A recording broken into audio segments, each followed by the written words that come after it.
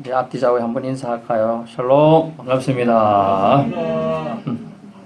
자, 이렇게 아침부터 제가 이제 강아지가 나오고, 하얀 강아지, 얼마나, 대형견이 또 얼마나 큽니까?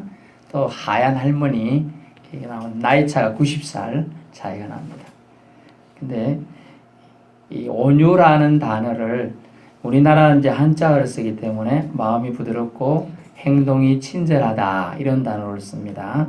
성경적 의미로는요, 자신을 하나님의 종으로 여기며 주께 순종하는 자세로 이웃을 대하는 마음가짐이다 이렇게 되어 있습니다. 이웃을 대하는데 주님께 순종하는 자세로, 얼마나 어렵죠. 그래서 억울함이나 굴욕 속에서도 내면적으로 부드러운 심령을 유지하고 겸손히 참아내는 고상한 인격을 온유다라고 말합니다. 근데 성경 정확히 말하면 이 온유의 품성은 하나님의 품성, 즉 신의 품성 중에 하나입니다. 예수님께서 말씀하신 마태복음 말씀해 보니까 11장 29절에 보니까 나는 마음이 온유하고 겸손하니 나의 멍에를 메라 라고 말했어요. 예수님이 신이시고 또 인간의 아들이기도 하시잖아요. 그래서 신의 품성으로 온유와 겸손이 있음을 알 수가 있죠. 제가 오늘 본 내용 중에 이제 비슷한 내용이 세계 각국의 온유란 말을 보니까 서아프리카 모레라는 족속은요, 그늘진 마음의 소유자다. 이게 온유의 뜻이래요. 뭐냐면 아프리카는 덥잖아요. 햇살이 따갑잖아요. 맹렬한 햇볕에 노출되지 않고 이웃의 서늘함을, 시원함을 제공해주는 사람이란 뜻이 온유한 자란 뜻이래요. 그쪽엔. 근데 케냐의 킵시스라는 족이 있어요. 킵시스. 천천히 행동하는 것. 이것을 온유라고 말한답니다. 그래서 제가 말한 할머니가 나왔잖아요. 93세 할머니들. 빨리 달리기 잘하는 할머니 별로 없잖아요. 93세인데. 천천히 행동해요. 파양된 그 개가 남자 옛날 주인한테 아주 학대를 많이 받고 이제 쫓겨나듯이 파양되어 왔는데, 할머니는 오히려 동작이 천천히 하고 느리니까 그게 개의 입장에서는 자기를 배려해주고 존중해 준다고 느낀 거예요. 그래서 마음을 꼭 닫고 있던 개가 마음을 연 거죠. 그래서 할머니 말에는 잘 듣는 거예요. 저 바깥에 있는 개 백구도 처음에 왔을 때 3일을 밥을 안 먹었어요. 3일을. 그 추운 겨울 밥을 먹으면 죽잖아요. 그런데도 3일 동안 안 먹어요. 지가 어쨌든 전 주인에게서 자기 딴에는 버림을 받았다 생각한 거죠. 3일간은 안 먹어서 뭐 죽을 데펴주기도 하고 사료를 주보기도 하고 해도 안 먹어요. 계속. 그러더니 나중에 그냥 옆에 가서 한참 지켜보고 있었어요. 그랬더니 마음문을 열고 나중 가서 먹는 거예요. 결국은 사람의 마음을 문을 여는데 이 할머니는 뭐 소통이 안 될 수도 있죠. 그 연세는. 그런데 이제 강아지 마음은 잘 열었잖아요. 강아지를 통해서 할머니가 웃게 됐다고 손녀딸이 그거 얘기하잖아요. 그렇죠. 마음을 열게 되는 거 무엇입니까? 천천히 행동하는 것. 케냐의 킵시스 쪽에서 나온 이 말이 어떻게 보면 하나님의 품성이다. 만약에요, 하나님이 우리가 사소한 거 하나 실수했다고 해서 하나님이 화를 빨리 내시는 거예요. 이놈들 다 진멸하자. 그런 게 있었죠. 이스라엘 백성이 출애굽에서 왔습니다. 그런데 모세한테 십계명을 써서 주려고 해. 모세야, 내가 너희가 지킬 계명을 줄 거니까 시내산로 올라와라. 그러니까 모세가 올라갔으면 막 산이 좀 가파른 데도 있어서 손으로 막 네 발로 기어서 올라갔어요. 그래서 하나님이 친히 계명 돌판에 써서 쫙 쓰고 계시는데 밑에서 띵까 룰루랄라 하고 소리가 막 들려요. 이상하다. 모세야, 저 밑에 소리가 난다. 이상하다. 모세가 이제 하나님 계명을 맡아 내려갔습니다. 그랬더니 사람들이 모세는 죽었는갑다. 40일이 지나도 안 내려오네. 이러니까 우리를 인도할 신이 어디 가고 없지? 인도할 사람도 없어졌으니 신도 죽었다. 이러면서 그러니까 아론이 자기를 백성들이 돌로 치려고 하는지 무서움을 느꼈어요. 내가 갖고 있는 금은 반지들 다 내놔봐. 장신구 다 내놔봐. 그랬더니 막 냈어요. 그랬더니 그걸로 금신상, 소를 만들었어요. 그래놓고 한다는 얘기가 소를 만들어 놓고 이렇게 말했어요. 이것은 우리를 인도하는 여호와다. 보이는 소 우상을 만들어 놓고 여호와라고 그랬어요. 그랬다 모세가 대노했어요. 그래서 두 돌판을 하나님 직접 쓰신 돌판을 던져버렸어요. 와장창 깨져버렸어요. 인간의 두 면을 보게 되죠. 인간은 물론 이제 하나님이 분을 통해서 모세가 화를 내서 적결적으로 화를 내서 깨져버렸습니다. 그래서 하나님이 내 화를 안 낸 게 아니에요. 하나님 저것을 내가 다 200만 명이 되는 걸 이 광야에서 다 죽여버리라! 라고 하나님 막 화를 내는 장면도 나와요. 근데 하나님 모세가 그럽니다. 오히려 모세는 처음에는 하나님 거를 막 열심히 던져보고 깨는 사람이 무릎 꿇고 하나님 저 백성을 불러내놓고 저 꿀과 흐르는 젖과 흐르는 광야에 들여보낼 자신이 없어가지고 자기 백성을 저 광야에서 다 죽였다고 저 이방 족속들이 소문내면 어떡합니까? 이러면서 하나님을 설득하는 무릎 꿇고 한다는 얘기가 차라리 저를 죽여주옵소서. 그래가지고 모세의 간절한 기도로 노를 주님이 바라시잖아요. 근데 모세를 기도하게 하고 모세를 훈련하는 과정 중에 그런 게 있었습니다. 온유. 그리고 만약 하나님이 직접 모세가 그렇게 말하는지 유도했지만 하나님이 그런 거 묻지도 않고 그냥 다 진멸할 수 있었겠습니까? 없습니다.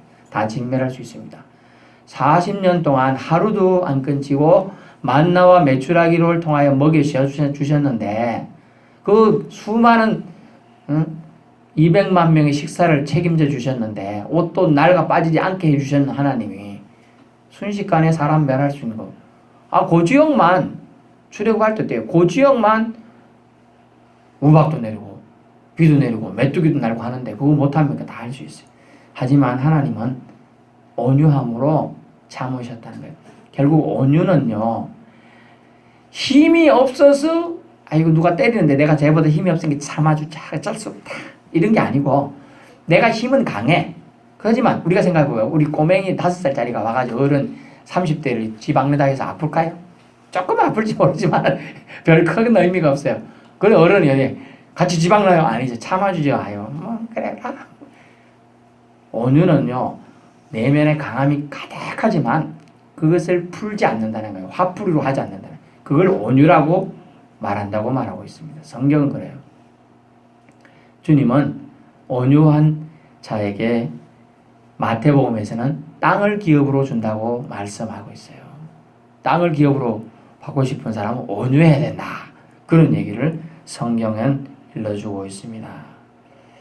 타인의 희망과 소원에 관심을 둔 사람들은 행동이 차분해진다는 뜻이에요. 그것을 천천히 행동한다. 그런 사람을 온유한 자라고 한다. 타인의 행동, 소원, 관심을 가지고 있어요. 저 사람 뭐가 소원? 근데 우리가 차를 100km로 달려가면 빨리는 갈 수 있지만 어떻게 경치는 못 보죠? 운전수를 말하는 게 아니라 옆에 탄 사람이 너무 빨리 가면 볼 수 있습니까? 못 봅니다. 천천히 가는. 그래서 완행열차를 타는 이유가 경치도 보고 얘기도 하고 그런 이유가 있는 거예요.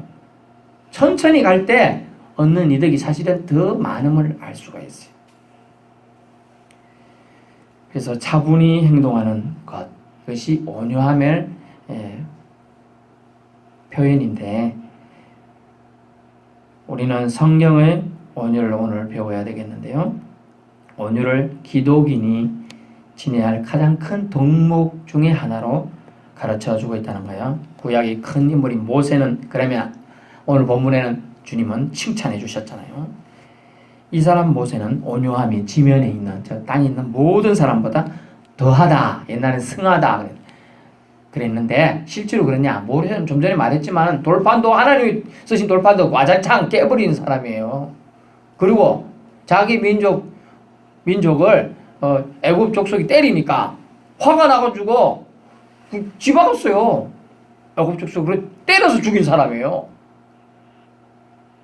폭행, 오늘날 요거는 폭행치사예요. 아니 자기를 때려가지고 방어한 게 아니고요. 둘이 싸우는데 이스라엘 민족하고 애굽 민족이 싸우니까 애굽인을 때려 죽였다니까요. 그만큼 화가 가득한 사람이고 분노를 표현한 사람인데 왜 온유한 사람이라고 했나? 그걸 우리는 기억해야 돼요. 좀 전에 말했지만 자기가 가진 힘은 가득하지만 그것을 표현한 제 화풀이나 자기 이익을 위해 쓰지 않는 것을 온유다라고 말하고 있습니다. 본문의 내용을 잠시 보면 1절 12장 1절을 보면 모세가 구스 여자를 취하였다. 구스는 오늘날 이티오피아를 말합니다. 여자를 취했어요. 그때 당시에는 일부 다처제가 허용되었고 여자를 취했는데 아마 제처를 했는지 뭐 하여튼 그랬는데 모세 지금 나이가 몇 살입니까? 최소 80 넘었잖아요. 출애굽했으니까 80 넘은 노인 할아버지가 여자를 취했어요. 그러자 미리암과 아론이 모세를 비방했어요. 미리암은 누구냐? 모세의 누이인데 모세를 어릴 때 사실은 안고 키웠다고 보는 거예요. 그리고 아론은 3살 위 형이에요. 가족이잖아요. 그걸 비난할 수 있죠. 야, 네 나이가 몇 개인데 지금 다른 여자 취해가지고 같이 산다고 그러냐. 이제 그래 얘기했는데 이제 거기서 끝났으면 끝날지 몰라요. 가성사로. 근데 2절에 보니까 그들이 여호와께서 모세와 말씀하셨냐 우리와도 말씀하지 아니하셨느냐 하며 여호와께서 잘 보세요 여러분. 중요한 말이죠. 이 말을 어떤 말을 들으셨더라. 아멘. 아주 엄청난 말을 지금 써놨습니다. 여기서 잠깐 우리는 주목할 단어가 있어요. 권위는 스스로 만드는 것이 아니라 부여한 자가 세워준다. 준 자가 세워주는 걸 알 수 있어요. 근데 비난할 거리가 있어도 비난하지 말아야 된다는 걸 알 수 있어요. 지도자가 아닌 사람이 지도자를 비난해서는 안 되는 걸 알 수 있어요.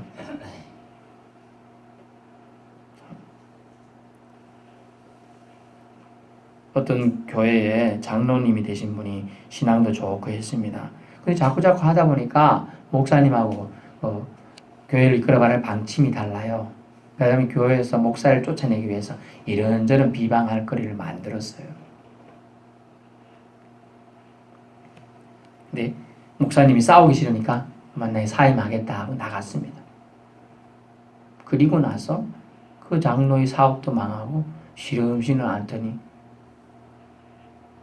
돌아가신 거예요. 그리고 자녀들도 길 가다가 교통사고로 다 죽어버렸어요. 그런 일이 많아요, 여러분. 절대로 주님이 세우신 지도자를 비방하지 않아야 된다는 거죠. 저도 제가 지금 목사가 됐지만요. 옛날에는 집사였잖아요. 저도 집사하고 뭐 이렇게 또 청년부 회장하고 뭐 교회에서 회계도 하고 막 이렇게 장부 정리하는 사람 그런 사람이었어요. 그런 게 보이지 않을까요? 했을 때 다 보입니다. 그러나 하나님이 세운 사람의 징계는 하나님이 하게 돼 있어요. 그러니까 기도할 뿐이지 절대로 사람이 나서서 선동해서는 안 돼요. 그리고 자기 이익 때문에 그렇게 하는 건 더더구나 안 될 일입니다. 그래서 주님은 어떻게 하느냐? 이 말을 들으셨더라. 비난하는 말을 했잖아요. 모세와 말씀했냐 말하고 여호와께서 이 말 들었어요. 우리와도 말씀하냐. 결국 뭐냐면 모세를 세운 자의 하나님을 비방한 거예요. 결국 그죠? 그렇기 때문에 주님이 개입하셨습니다. 그래서 미리암에게 문둥병이 나게 했어요. 문둥병이 뭐냐면 피부병이 돋는데 이게 쑥 움푹하게 들어가는 겁니다. 들어가요. 그러면 보통 이제 우리가 이렇게 누르면 피부 복원력이 있어서 바로 올라옵니다. 젊은 사람일수록. 근데 안 올라와요. 계속 이렇게 그리고 썩어 들어가면 진물도 나고 이런 병입니다. 그러면 왜 아론에게는 안 나게 했느냐? 아론은 제사장이라요. 그래서 안 나게 했어요. 안 그랬으면 아론도 나야죠. 근데 하나님이 불쌍히. 그리고 미리암이 그러고 있으니까 모세 가서 무릎 꿇고 저 불쌍히 해달라고 하면서 기도를 합니다. 그래서 하나님 용서해줘요. 나병, 문둥병에서 노인받게 해주는 겁니다. 그러면서 그 8절에 12장 8절에 그와 내가 대면하여 명백히 말하고 은밀한 말로 하지 아니하며 그는 또 여호와의 형상을 보고는 내가 어찌하여 내 종 모세 비방하기를 두려워하지 아니하느냐. 여호와께서 그들을 향하여 진노하시고 떠나심에 구름이 장막 위에서 떠나갔고 미리암은 나병에 걸려 눈가 같더라. 아론이 미리암을 본 적 나병에 걸렸더라. 이런 병이 되는 거예요. 지금도 안 걸릴 거냐? 지금도 걸려요. 다른 형태로 걸립니다. 정말로 주님이 세운 사자분들을 절대로 비방해서는 안 돼요. 기도는 할 수 있어요.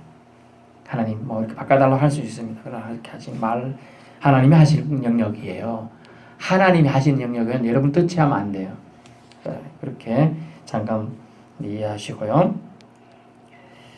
모세는 자신이 약한 존재임을 알았어요. 그래서 누나하고 형이 비방할 때 한마디 대꾸도 하지 않습니다. 옛날 같으면 경로에서 사람들 쳐 죽이고 돌판도 하나님 친히 센 돌판도 와장창 깬 사람인데 아무 대꾸 하지 않아요. 선택한 자로서 그가 부름받았음을 기억한 거예요. 겸손해졌어요 모세가. 그래서 비난의 화살이 날라올 때 그는 그대로 맞았어요.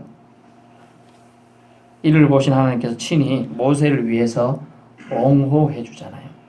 우리가 고난 중에 참고 인내하며 하나님의 개입하심과 도우심과 선하심을 구하면 주님 미쁘시고 의로우사 선악간에 판단하시고 중재해 주실 것입니다.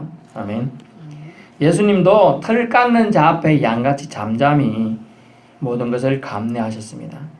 예수님을 잡아가서 때리는 자들이 손길, 비방하는 사람들, 침 뱉는 자들, 갈대로 때리는 자들, 가시관을 머리에 씌우는 자들, 창으로 옆구리 찌르는 자들, 채찍으로 때리는 자들, 십자가에 쇠못을 꽝꽝꽝 박는 자들을 예수님은 참아주셨다는 거예요. 왜요? 예수님은 온유하게 이것을 다 받아들여요. 힘이 없어서 십자가에서 내려오지 못한 게 아니라는 거예요. 단지 우리를 사랑하셔서 십자가를 지셔야 되기 때문에 온유함으로 그들의 비난과 그들의 맹목적인 살인 행위를 그냥 받아주셨던 거죠. 누가복음 23장 51절에 예수님을 잡으러 온 손길들이 있었습니다. 그렇죠. 베드로가 흥분해서 대제사장의 종의 귀를 쳐버렸어요. 귀가 뚝 떨어져 피가 뚝뚝 떨어지고. 근데 예수님은 거기서 귀를 주어서 붙여주십니다. 다시. 그러면서 이것까지 참으라 라고 말합니다. 여러분 행동이 민첩했다면 예수님이 도망갔거나 공격했거나 하였을 텐데 천천히 행동하셨기 때문에 말고라는 대제사장의 종이 귀가 떨어진 것도 보셨고 제자들이 혈기 부리는 것도 다 보셨죠. 그렇기에 주님은 행동이 민첩한 것이 아니라 천천히 오히려 반응하셨기 때문에 우리가 살고 있는 거예요. 우리가 예수 믿고 구원받는 은혜를 지금 누리고 있는 줄 믿습니다. 현대인은 참 바쁩니다. 일 중독에 빠지는 사람이 많아요. 술 중독도, 마약 중독도, 돈 중독도, 놀이 중독도, 게임 중독도. 그래서 더욱 바쁩니다. 잠시 멈추고 자신의 현 위치를 되돌아보아야 합니다. 나는 지금 이곳에서 어떠한가? 나는 지금 이웃에게 따뜻할 온, 부드러울 유, 그것을 선사해 주고 있는가 생각해 주세요. 가을은 생각, 즉 사색의 계절이지요. 천고마비의 계절입니다. 계절적으로 성숙과 결실을 맺을 때입니다. 사람은 동물과 다릅니다. 생각을 통해 개선할 수가 있으니까요. 사람에게든 동물에게든 온유한 자는 인기가 많게 마련입니다. 누구나 친구가 되고 싶어 찾아옵니다. 여러분 누군가가 기쁘게 찾아올 사람이 되고 싶지 않습니까? 온유함이 그 답이라는 거예요. 온유함이. 사람을 향한 따스함과 부드러움은 바로 우리 하나님의 품성이시고 하나님 아버지의 마음인 줄 믿습니다. 또한 예수 그리스도의 보혈 흘리신 이유이지요. 우리가 따스하게 부드럽게 사람을 대하라고 말합니다. 사랑에서 나왔기 때문이죠. 여러분 기분 나빠도 억울할 때도 부드럽게 친절하게 대하는 것, 이것이 온유라고 합니다. 진정 하나님께서 우리를 창조하시고 원하셨던 바로 그 품성, 그 인격이라는 것이죠. 하나님께 맡김으로 보통 사람은 힘듭니다. 그러나 그리스도인들은 가능한 줄 믿습니다. 내 안에 계신 그리스도의 영이 우리를 인도하시고 가능토록 도와주실 것이기 때문입니다. 지면의 모든 사람보다 더욱 더 온유하다는 칭찬을 모세는 주님께 하나님께 직접 들었어요. 자신을 박대하고 못 박으려는 자들 향하여서도 한마디 대꾸도 욕설도 변명도 없이 온유함으로 승리를 이끌어내신 예수님처럼 우리도 그러해야 되지 않을까요? 오히려 자기를 비난하는 자들 위해 기도의 손을 모아야 되는 것이 바로 온유한 자라는 것이죠. 온유한 자라고 말합니다. 결론인데요. 이 세상 사는 우리 인생이요, 힘겨운 날에 천국 소망이 있는 우리 기독인은 어떻게 돼야 되겠습니까? 억울하고 답답하고 상처받고 죽고 싶을 때 어때야 됩니까? 화를 내야 되고 분을 품어야 되고 도끼를 말해야 되고 비난을 해야 되고 그것이 아니지요. 주님은 세상 방식이 아니라 예수 그리스도의 방식으로 감당하라고 합니다. 온유함은 굴욕을 힘없어서 당해주는 것이 아니라 예수 그리스도의 참으심 때문에 참는 것이지요.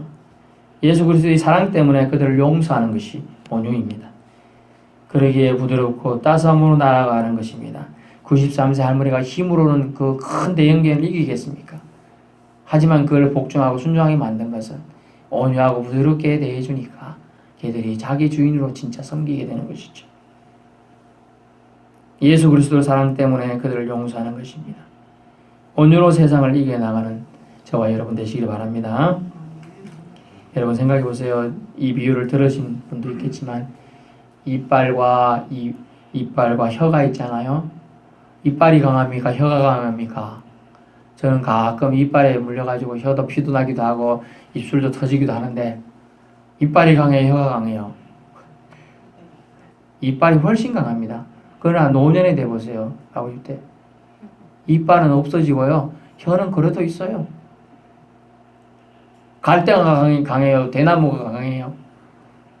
대나무가 더 강하잖아요. 그렇지만 대나무는 폭풍에 태풍 치면 뿌리 뽑히고 부러지기도 합니다. 그러나 갈대는 그러지 않는다는 거죠. 온유한 것은 결국은 하나님이 우리 인생들에게 꼭 가져야 할 덕목으로 특별히 주님 믿는 사람들에게는 너무나 필수적인 요소예요. 온유함이 승리하는 거예요. 따뜻함이 승리하는 거예요. 사람 마음 변화시키는 것은 결국 따스함이에요. 차갑게 눈빛 몇 번만 줘보세요. 저 사람 나 싫어하는가 보다. 무서워해요, 사실은.